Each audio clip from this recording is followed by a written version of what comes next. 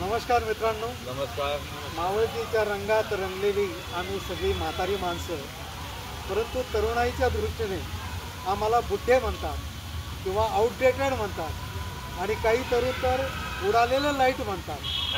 परंतु मित्र, आम्ही ही जी म्हातारी माणसं असतो ही आम्ही अनुभवाच्या भट्टीतून ताऊन सुलाखून निघालेली माणसं असतो. आजच्या हिशोबाने आम्ही खऱ्या अर्थाने अनुभवांचे रेडी रेकनर्स असतो.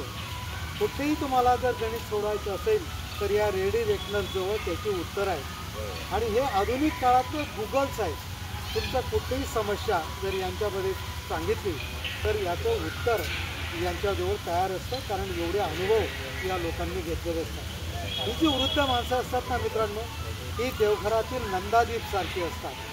ही म्हातारी माणसं देवघरातल्या नंदादीपसारखी असतात आणि दुसरी गोष्ट म्हणजे ही आपल्या घराची शोभा वाढवतात. आणि अशी ही म्हातारी माणसं यांच्या जर सोबत राहिलं, यांचा जर हात धरून चाललं तर तुम्हाला कोणाचे पाय पडायची गरज राहणार नाही.